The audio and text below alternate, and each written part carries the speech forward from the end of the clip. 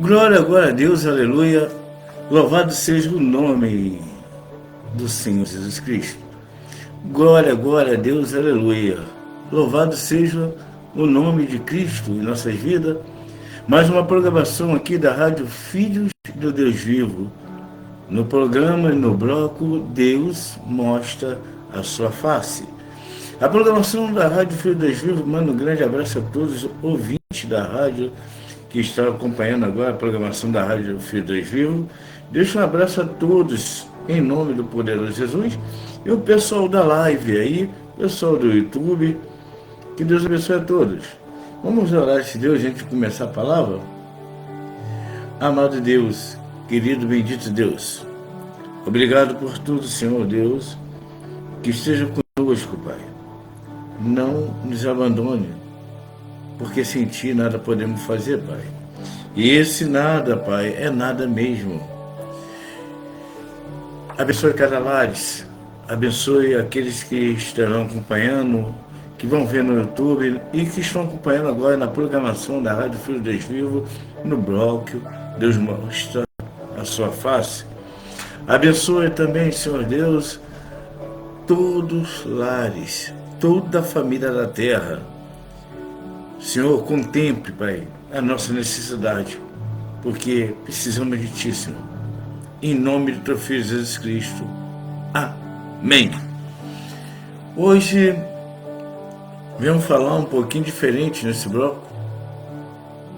E vamos falar caráter. Caráter. O que é um caráter? Mas eu estou me baseando aqui também na lição de número 12, que foi aplicado na escola dominical no dia 21 de setembro de 2005, que inclusive foi o Dia Nacional da Escola Dominical. E o título da lição número 12 da CPAD é o caráter missionário da Igreja de Jerusalém. O caráter missionário da Igreja de Jerusalém. Tem como texto áureo em Atos dos Apóstolos, capítulo 11, do versículo 20, que fala assim: e havia entre eles alguns varões de Chipre e de Cirene, os quais entraram em Antioquia, falaram aos gregos, anunciando o Senhor Jesus. A verdade prática fala assim: faz parte da missão da igreja a evangelização de povos não alcançados. Mas interessante que eu tentei mesmo para a lição 12 é sobre o caráter de uma igreja e o caráter missionário da igreja de Jerusalém.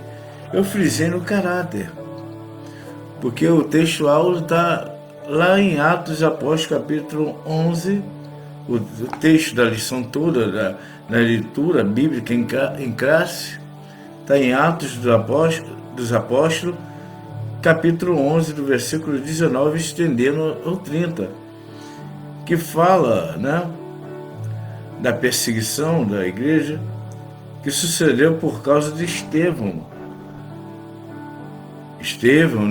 o diácono Estevão, que foi o mártir, pelo caráter de Estevão, No versículo 19 fala assim: os que foram dispersos pela perseguição que sucedeu por causa de Estevão caminharam até a Fenícia, Chipre, Antioquia, não anunciando a ninguém a palavra senão os judeus. Aí no versículo 20, havia entre eles alguns varões de Chipre, de Cirene, os quais entrando em Antioquia falaram aos gregos anunciando o Senhor Jesus. Em 21, e a mão do Senhor era com eles, e grande de números creram na conversão ao Senhor. No versículo 22, e chegou a fama dessas coisas aos ouvidos da igreja que estava em Jerusalém. Enviaram Barnabé até Antioquia. Versículo 23, o qual, quando chegou e viu a graça de Deus, se alegou e exortou todos a que, com firmeza de coração, permanecesse no Senhor. Versículo 24, de Atos dos Apóstolos 11, porque era homem de bem e cheio do Espírito Santo, e de fé, e muita gente se uniu ao Senhor. Versículo 25, e partiu Barnabé para Tarso a buscar Saulo, que é Paulo, e achando-se, o conduziu para Antioquia. Versículo 26, e sucedeu que todo um ano se reuniram naquela igreja e ensinaram muita gente. Em Antioquia foram os discípulos pela primeira vez chamados de cristãos. Versículo 27, naqueles dias desceram o profeta de Jerusalém para Antioquia. No versículo 28, e levando-se um deles, por nome Agabor, dava a entender pelo Espírito Santo que havia uma grande fome em todo o mundo. E isso aconteceu no tempo de Cláudio, o imperador Cláudio César. No versículo 29, e os discípulos determinaram mandar cada um conforme o que pudesse socorrer aos irmãos que habitavam na Judéia. No versículo 30, de Atos dos Apóstolos, capítulo 11, o que eles com efeito fizeram, enviando aos anciãos por mão de Barnabé e de Saulo, que é Paulo. Então, precisou a morte de Estevão, e o caráter de Estevão, houve uma grande perseguição, mas onde era para anunciar a palavra somente judeu, acabou se estendendo a palavra do Senhor. Precisou ter uma morte do mártir Estevão, diácono Estevão, para que pudesse a igreja se espalhar e anunciar o Evangelho. Interessante que os discípulos já estavam com tanto temor e cheios do Espírito Santo, como fala a lição, e saíram até para ajudar a socorrer os irmãos que habitavam na Judéia, que ali estava uma grande fome em todo o mundo. Isso no tempo do imperador Cláudio César. Através do caráter de Estevão, cheio do Espírito Santo, e a morte de Estevão, e a igreja se disparou. Interessante quando o caráter missionário de uma igreja. O que é o caráter missionário de uma igreja em Jerusalém? O que define caráter? A definição de caráter é conjunto de valores morais e éticos que formam a base de um comportamento de uma pessoa. Exemplo: ser honesto mesmo quando ninguém está vendo. A palavra-chave para isso é princípio. O caráter da igreja missionária, a começando por Estevão, teve um êxodo tão grande na evangelização, tanto por judeus e por gregos. E o caráter vem a personalidade. A definição de personalidade é o modo como o indivíduo se expressa e interage com o mundo, resultado da combinação entre caráter, temperamento e experiência de vida. Exemplo: uma pessoa pode ser extrovertida ou introvertida. alegre ou séria. Então a pessoa pode ser introvertida e uma mais reservada, alegre ou séria.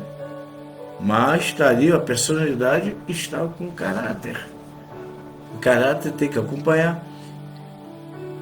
A palavra-chave, a expressão. E o temperamento vem com caráter também. Definição de temperamento, base biológica e inata da forma de reagir às situações, geralmente ligada à emoção e ao ritmo de vida. É herdado e não escolhido. Exemplo, alguém cólico. Alguém cólico. O que é alguém cólico? Intenso, impulsivo ou fleumático. O que é alguém fleumático? Calmo e constante. Então, entre temperamento, a pessoa pode ser cólico, que é intenso, impulsivo, ou pode ser também fleumático, calmo e constante. A palavra-chave aí é a natureza biológica da pessoa.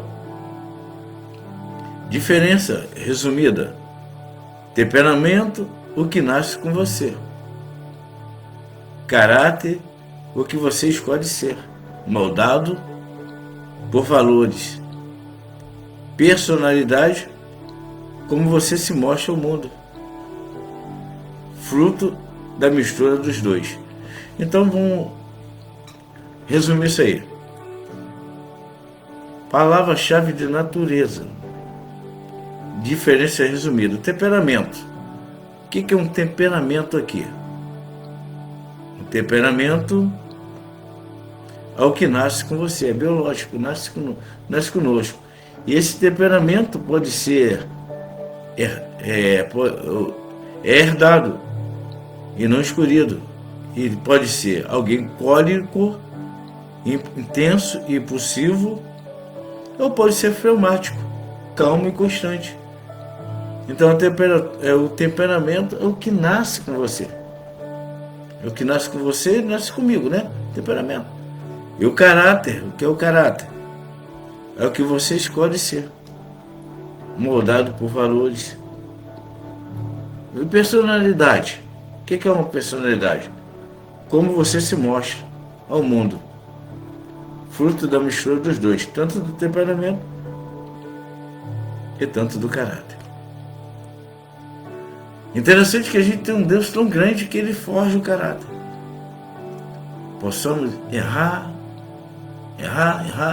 mas se a gente dá um espaço para que Deus interaja conosco, ele forja o nosso caráter.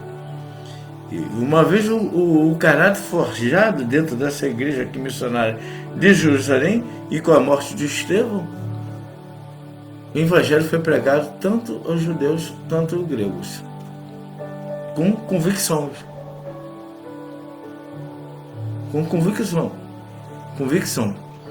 Interessante também que o caráter jogando para dentro do casamento, né?